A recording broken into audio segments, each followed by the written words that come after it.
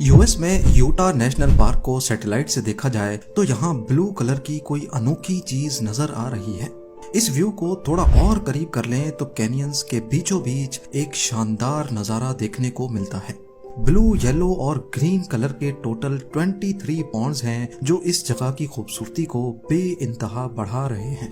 पर इस वीराने में जहाँ सारे पहाड़ और चट्टानें ब्राउन कलर की हैं, वहाँ ये खूबसूरत ब्लू पॉन्ड्स कर क्या रहे हैं? क्या ये नासा का कोई सीक्रेट प्रोजेक्ट है या फिर कोई स्विमिंग पूल? हकीकत में इसका जो असल मकसद है वो इससे कहीं ज्यादा फैसिनेटिंग है। जेम टीवी की वीडियोस में एक बार फिर से खुशामदीद। नाजरीन, इन खूबसूरत ब्लू पॉन्ड्स को समझने के लिए हमें 1500 साल पास्ट में जाना होगा, जब इंसानों ने पहली बार बॉन फायर की मदद से एक यूनिक केमिकल एलिमेंट ढूंढा था। जी हाँ, वही बॉन फायर जो हम सर्दियों में जलाकर खुद को गर्म रखते हैं। तरीका सिंपल है, सिर्फ चंद लकड़ियों को आग लगानी है, लेकिन इस बार गरमाइश के लिए नहीं बल्कि पीछे बचने वाली ऐश यानी राख के लिए। ये ऐश हम एक पॉट में डालकर इसमें कुछ पानी डालेंगे, क्योंकि ऐश में बहुत से केमिकल कंपाउंड्स होते हैं, लेकिन कुछ पानी में डिसॉल्व होकर पानी का कलर कुछ ऐसा बना देते हैं। अब हम इस पानी को फिल्टर करके इसको धूप में सूखने के लिए रख देंगे। जब पानी एवोपरेट हो जाएगा तो पीछे कुछ इस तरह के क्रिस्टल्स बच जाएंगे। ये वो केमिकल एलिमेंट है जो इंसान कई सदियों से इस्तेमाल करते आ रहे हैं, और क्योंकि ये एक पॉट और ऐश की मदद से बनाया गया है, इसी वजह से इसका नाम पॉट ऐश रखा गया। पहले लोग पॉट ऐश को इस्तेमाल करके सोप यानी साबुन बनाते थे, कपड़ों को रंग करते थे और ग्लास प्रोडक्ट्स की प्रोडक्शन में भी पॉट ऐश इस्तेमाल होता था। जैसा कि एनिमल फैट को पिघलाकर इसके ऊपर पॉट ऐश डालने से ये लिक्विड साबुन बन जाता है, इसी तरह ग्लास की प्रोडक्शन में पॉट ऐश डालने से ग्लास का मेल्टिंग पॉइंट कम हो जाता है और इसको पसंद की शेप देना बहुत आसान हो जाता है। इंसानों की बढ़ती हुई पॉपुलेशन के साथ देखते ही देखते पॉट ऐश की डिमांड इतनी ज्यादा बढ़ गई कि ईयर 1788 में पॉट ऐश की प्रोडक्शन के लिए हजारों फैक्ट्रीज बन चुकी थी। इन फैक्ट्रीज में सिर्फ लकड़ियां जलाई जाती थी, वो भी सिर्फ ऐश जमा करने के लिए। ईयर 1790 में सैमुअल हॉपकिंस नामी एक इन्वेंटर ने पॉट ऐश की प्रोडक्शन में एक नया तरीका इन्वेंट किया, जिससे पॉट ऐश के लिक्विड को धूप में नहीं बल्कि भट्टी में बेक किया जाता था। इस नए तरीके से पॉट ऐश की प्रोडक्शन में बहुत कम टाइम लगने लगा।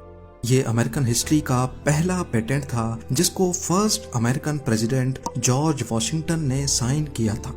इस पेटेंट की वजह से पॉट ऐश को बहुत ज्यादा हाइप मिली और अब अलग अलग साइंटिस्ट इस पर मुख्तलिफ एक्सपेरिमेंट्स करना शुरू हो गए। पर इन्हीं सब के बीच एक एक्सपेरिमेंट ऐसा था जो दुनिया को हमेशा हमेशा के लिए बदलने वाला था। पेटेंट साइन होने के चंद सालों के बाद 1807 में हम्फ्री डेवी नामी साइंटिस्ट ने नम पॉट ऐश को एक पॉट में डाला और उसको बैटरी से करंट दिया। उन्होंने नोटिस किया कि पॉट ऐश में छोटे छोटे मेटल के बॉल्स बन रहे हैं, और फिर अगले ही लम्हे अचानक से वो ब्लास्ट करके फट गए। डेवी ने दुनिया को एक नया एलिमेंट ढूंढ कर दिया, पर इस एलिमेंट का नाम क्या था? अब क्योंकि ये पॉट ऐश से ही निकला था, इसीलिए डेवी ने इसको पोटेशियम का नाम दिया। जी हाँ, पोटेशियम। काफी लोग पोटेशियम का नाम सुनते हैं तो खुबानी, किशमिश या फिर केला उनके दिमाग में आता है। बेशक ये फ्रूट्स इंसानों के लिए पोटेशियम का अच्छा सोर्स है, लेकिन इसमें प्योर पोटेशियम नहीं है। प्योर पोटेशियम बहुत ज्यादा रिएक्टिव होता है, वो किसी भी चीज से फौरन रिएक्ट कर लेता है। जैसा कि हम्फ्री डेवी के एक्सपेरिमेंट में पोटेशियम ने हवा में मौजूद वाटर वेपर से रिएक्ट किया और फट गया, इसी तरह प्योर पोटेशियम को ऑयल में डिबो कर रखते हैं ताकि वो हवा में मौजूद वाटर वेपर से रिएक्ट ना करे। इसके बाय प्रोडक्ट्स को इस्तेमाल करके आज दुनिया में इतनी चीजें बनाई जा रही हैं कि अगर उनको गिनने पे आए तो शायद ये वीडियो छोटी पड़ जाए। बैटरी से लेकर फर्टिलाइजर्स तक और ग्लास से लेकर गन पाउडर तक पोटेशियम अब दुनिया की मजबूरी बन चुका है। पॉट ऐश में गोबर यानी एनिमल वेस्ट डाला जाए तो पोटेशियम नाइट्रेट बनता है, जो कि गन पाउडर और फायरवर्क्स का मेन इंग्रेडिएंट है।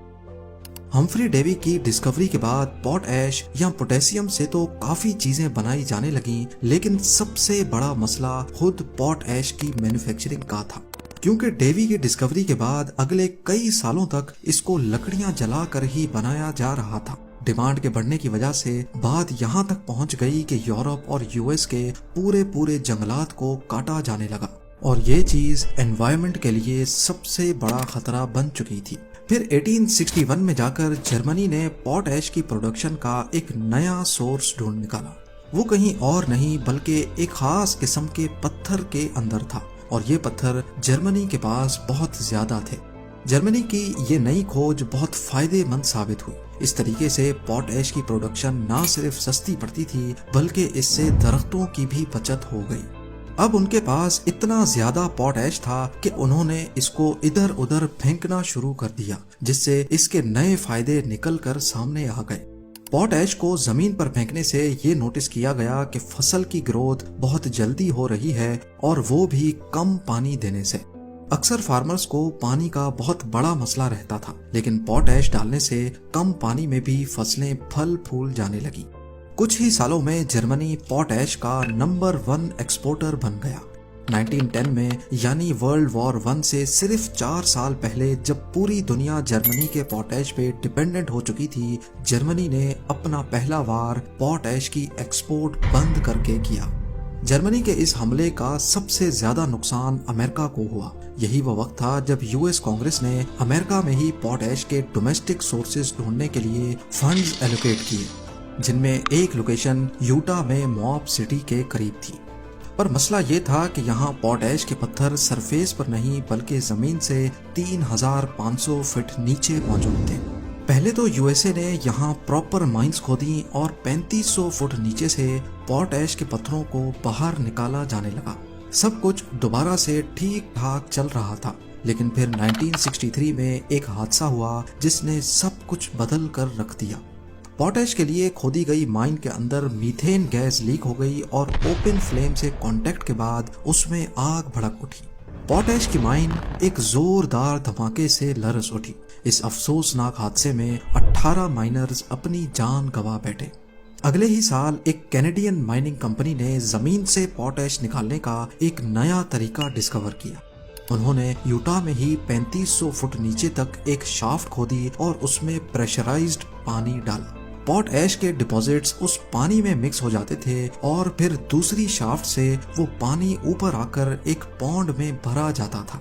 यही वो सेम पॉन्ड है जिसको हम आज मुख्तलिफ कलर्स में देख सकते हैं। अगर आप ये सोच रहे हैं कि इनका ब्लू कलर इसमें मौजूद पॉट ऐश की वजह से है तो आप गलत हैं। पानी का कलर ब्लू करने के लिए इसमें कॉपर सल्फेट मिलाया जाता है ताकि खड़े खड़े पानी में बैक्टीरिया की ग्रोथ भी ना हो, और क्योंकि ब्लू कलर सनलाइट को ज्यादा अट्रैक्ट करता है जिससे एवोपरेशन भी तेज हो जाती है। सूरज की गर्माइश इन बॉन्ड्स को एवोपरेट करती है और पीछे बचता है प्योर पॉट ऐश। यूटा की इस लोकेशन में टोटल 23 पॉन्ड्स हैं जो 400 एकड़ के एरिया पर फैले हुए हैं। एक एक पॉन्ड को एवोपरेट होने में करीब 6 से 8 महीने लगते हैं।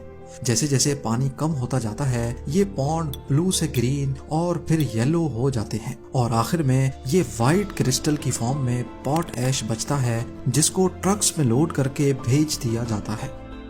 पॉट ऐश को इंसान सदियों से अपने प्रैक्टिकल यूज में लेकर आते रहे हैं और सदियों से ही ये इंसान का मेजर अर्निंग सोर्स भी रहा है। एक एस्टीमेट के मुताबिक मॉब सिटी में जमीन के नीचे करीब 2 बिलियन टन पॉट ऐश मौजूद है। एक टन की कीमत $330 है, यानी सिर्फ ये लोकेशन ही अमेरिका को $660 बिलियन कमा कर दे सकती है। उम्मीद है जेम टीवी की ये वीडियो भी आप लोग भरपूर लाइक और शेयर करेंगे। आप लोगों के प्यार भरे कमेंट्स का बेहद शुक्रिया। मिलते हैं अगली शानदार वीडियो में।